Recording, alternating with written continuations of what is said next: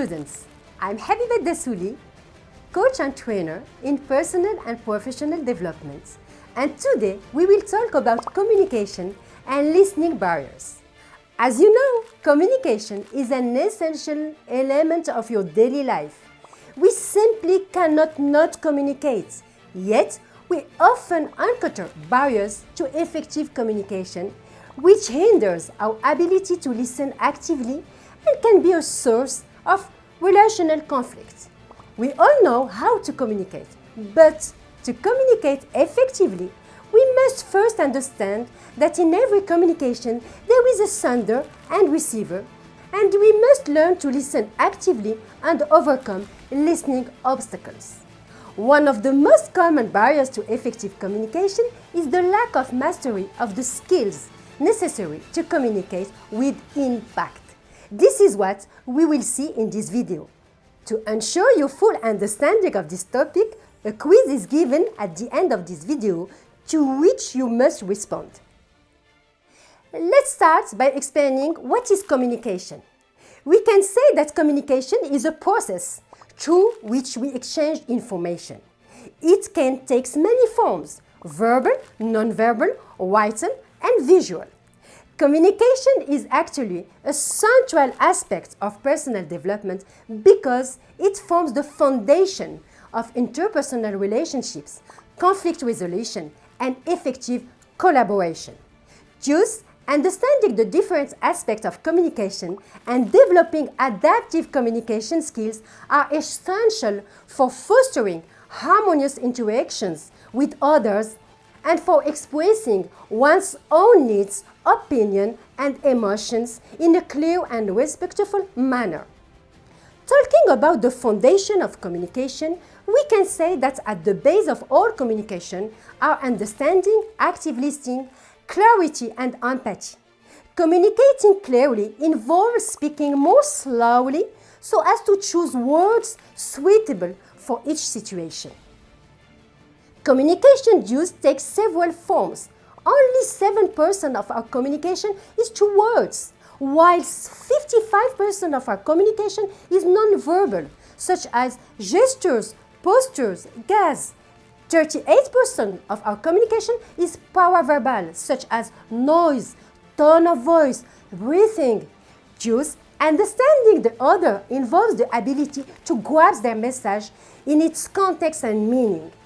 This requires particular attention to the words used, as well as to gestures, facial expression, and nuances of body language.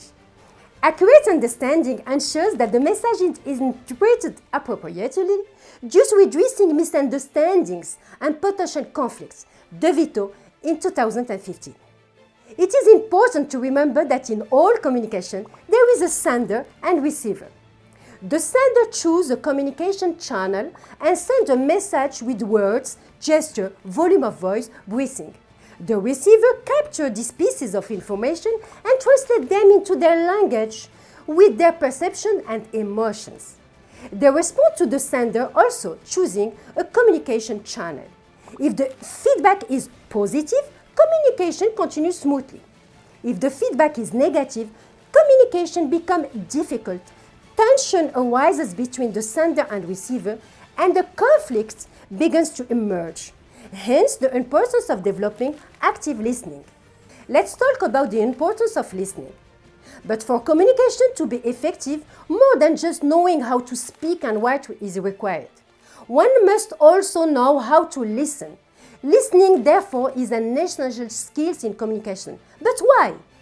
Because it allows us to understand others' perspectives, show empathy, and build strong relationships. But in reality, listening is not limited to hearing someone's words. Hearing is not listening.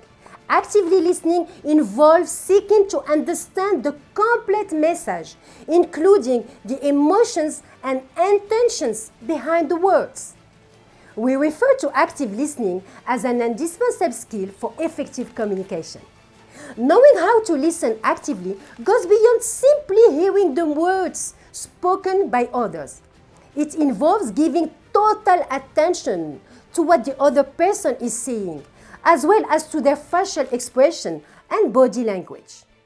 Indeed, by listening actively, we show the other person that they are important to us, which fosters a feeling of respect for the other, but also a sense of value and consideration that the other is important to us.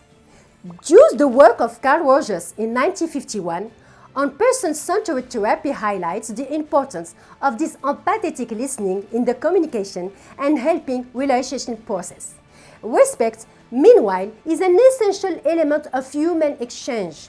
By adopting active listening, we adopt a respectful attitude while creating an environment where everyone feels safe to express themselves and be heard. This contributes to creating an atmosphere of trust and collaboration.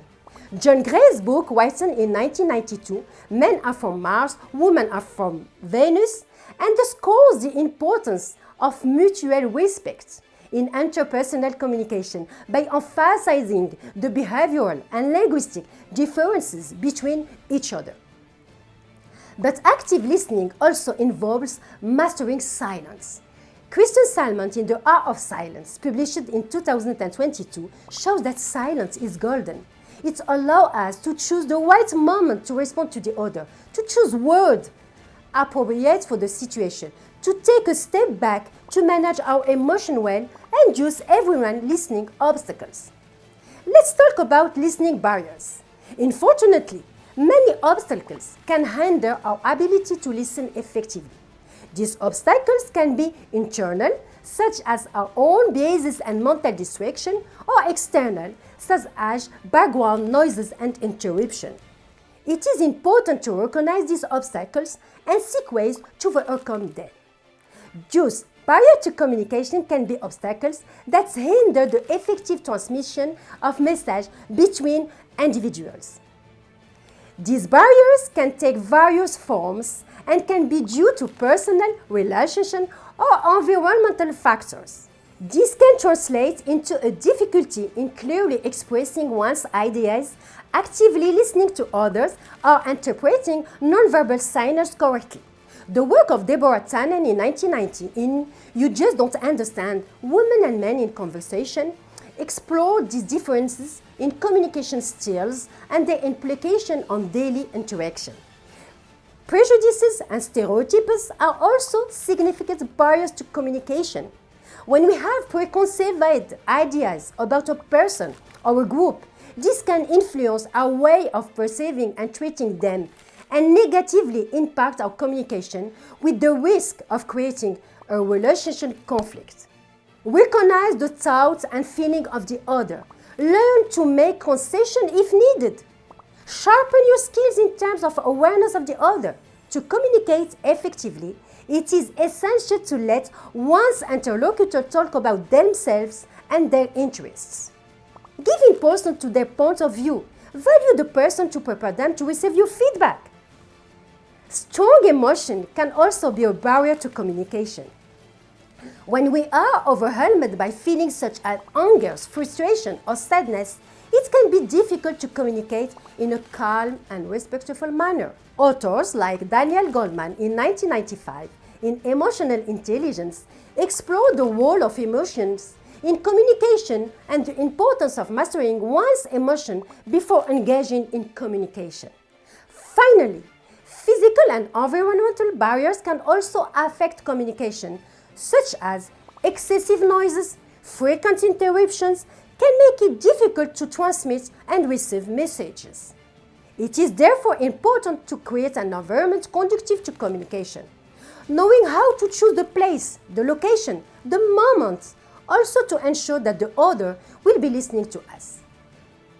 Understanding this obstacle is essential for overcoming challenges and improving the quality of interpersonal interactions and reduce the impact of effective communication. This fosters mutual understanding. In conclusion, communication is a bidirectional process that requires both speaking and listening. By becoming aware of listening barriers and working to overcome them, we can improve our ability to communicate effectively. If we can also identify the personality type of our interlocutor to facilitate interpersonal communication, this will allow us to adapt our style of communication to the needs and preferences of each individual. JUICE, ProcessCom, developed by Taibi Kahler, identifies 6 personality types, each with specific needs, motivation, and mode of communication. For example, the empathic personality is compassionate, sensitive, and attentive to the needs of others. He takes his time to speak to ensure he uses the right words and does not hurt. He needs to be listened to and respected as a person. Do not interrupt him. He can be withdrawn. Or the persevering personality, who is committed, devoted, endowed with the ability to judge quickly. He speaks in a precise, responsible, and direct manner.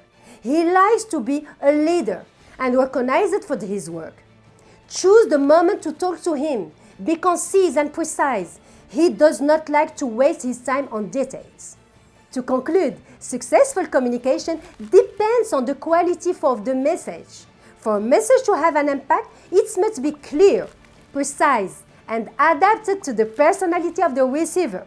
The art of questioning ensures the understanding of the message. Who, where, how much, why? We will remember that communication is an art. Active listening is its basis. Understanding the personality of the others allows the senders to synchronize with their interlocutor without judgment, to effectively adapt their communication and have a positive impact on the other. Thank you for listening to me today. I hope you found this information useful, and I encourage you to practice your listening skills in your daily interactions. Don't forget to answer the quiz at the end of the video. See you next time!